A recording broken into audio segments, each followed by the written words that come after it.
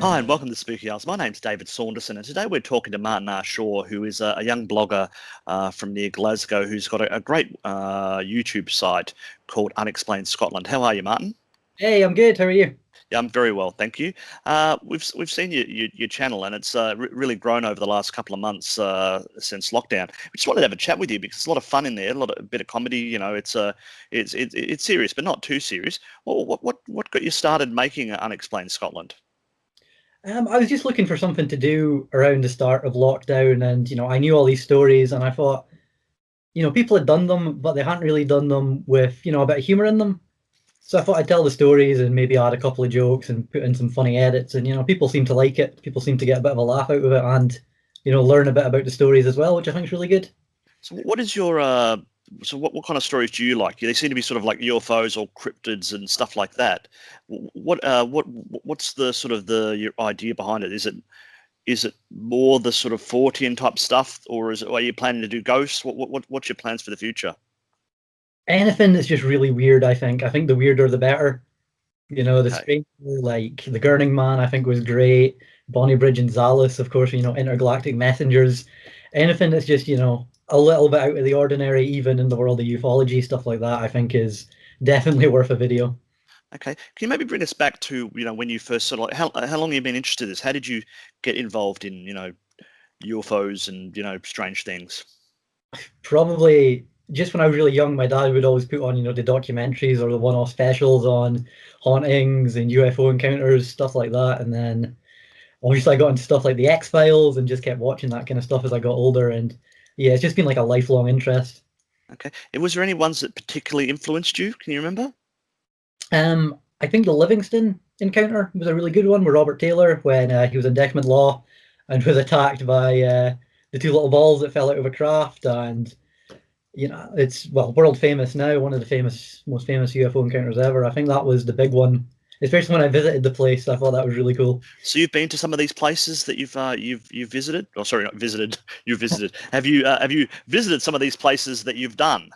Yeah, I always try to visit anywhere that I can that's has some sort of history in the paranormal.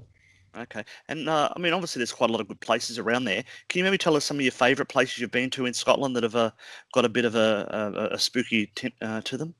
Yeah, I've been camping in Witches Craig a few times, which is just on the outskirts of the Falkirk Triangle, which Okay. is a big UFO hotspot. Can you tell us about that? Because I know about the Falkirk Triangle a little bit, but just remind us anyway. Because I'm not big on ufology, so But, you probably need to remind us a little bit about that stuff. it's basically just an area in Scotland that has an unusually high number of UFO sightings and encounters. A few of the videos on my channel have taken place in there. There's Bonnie Bridge was in the Falkirk Triangle, Blairgowrie, and Livingston obviously is right in there, which I'll be doing a video on very soon. Yeah. And what was this place like when you went there? What did you feel? It was really cool. It was quite a nice, just nature place during the day, but at night it definitely got a bit spooky. Okay. So you stayed there the whole night, did you? Yeah, I stayed there for a couple of nights. Okay. And had you done this before you started doing this video series? Had you ever sort of gone out to look for spooky things, or is this just something you're doing now for the video series? Oh no, I've ever since I was a teenager, I've been kind of going out and looking into these places. Okay. And you say there's a little bit of comedy in it. What do you hope to bring through your through Unexplained Scotland? Um, well, I hope people learn a bit about the encounters, maybe stuff they didn't know before, but also get a bit of a laugh out of it. I know there's a lot of people doing very straightforward videos and accounts on these things, and I think just doing it a little bit different makes a little bit of a difference to people. Okay. One of our favourite one is the Grey Man of McDooey, which you've done. Tell Yeah. tell us your tell. Let's have a bit of a chat about that. And you've been up to have you been up to the Ben Nui Ben McDooey Ben Nui Ben McDooey in the Glen Norms, and what did you experience there? I sadly have not been there yet. I Okay, so the one I do pick, you've not been to. Okay, so well, think I can need you, to get better shape before I go up there. yeah, do you have any thoughts about that case?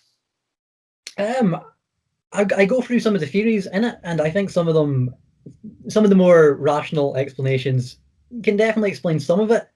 You've Yeah. got like, Broken Spectre and the footsteps. I believe it's called Double Footfall on the Snow. Yeah. But it's been happening for so long and so often. It doesn't seem reasonable that every single encounter with the Grey Man could be rationally explained.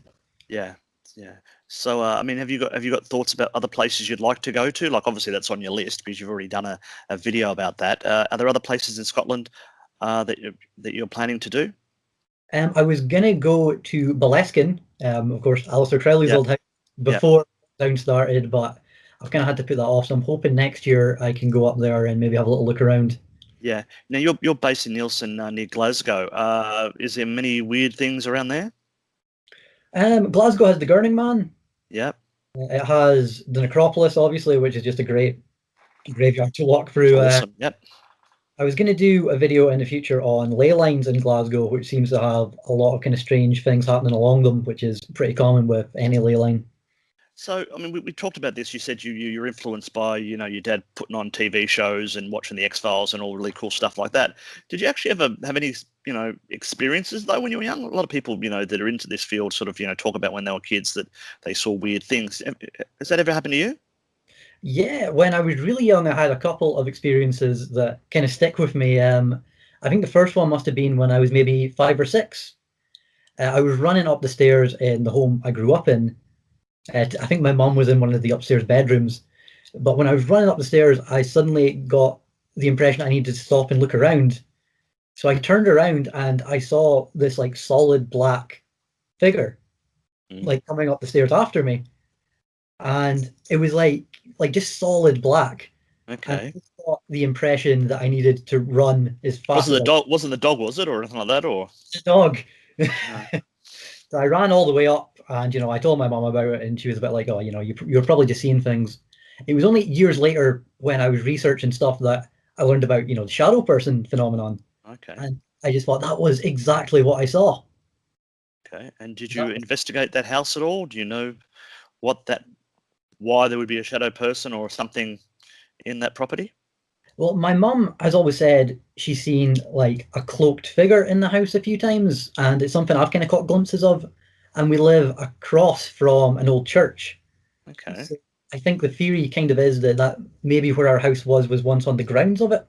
Okay. So there could definitely be something there. Okay, that's pretty good. And has there ever been anything else? Because I mean, a lot of things I remember speaking to some people. They get an experience when they're 6, and then they never see anything again. But has anything happened to you again? Well, I saw that kind of hooded figure a few times, maybe when I was older, just as I was waking up or in the corner of my eye. I saw, well, when I was about 7 or 8, I think I saw a UFO, which was kind Okay. of a starting point for me. I remember I was playing with one of my friends outside, and we saw this kind of metallic circle in the sky. I got the impression it was, maybe a smaller object, but quite close rather than a large object really far away. And I got a really bad vibe off it. So I covered my eyes for just a second, and when I looked back, it was gone. Like way Okay. too quick to have, been a plane, flown off, or a helicopter. So I think that was a big tipping point for getting really into ufology. All right. Well, just before we end this conversation, which I want to now go back and have a re-look at some of these videos, and encourage people to as well. We'll be putting your link in the bottom here, just so people can find you. It's Unexplained Scotland. It's not particularly hard to find, but we'll make sure people find it. Uh, do you believe in UFOs? Yes, absolutely. Why do you believe in UFOs? Give me one sentence why you believe in UFOs, Oh, in one sentence, or even just in a paragraph. But just don't give me 3 hours of evidence. Just tell me why do you believe in UFOs? there is just so much credible sources and witnesses that it can't all possibly be, weather balloons and swamp gas and all, the usual excuses you kind of hear. There's so much that points towards it, and honestly, I think we will get some sort of disclosure on it soon. Yeah. Well, it is still unexplained, and that's why it's Unexplained Scotland, and that's why we're watching it because we want to try to find an explanation. Anyway, thank you very much for that, Martin. As I say, we'll be putting the link in the bottom there.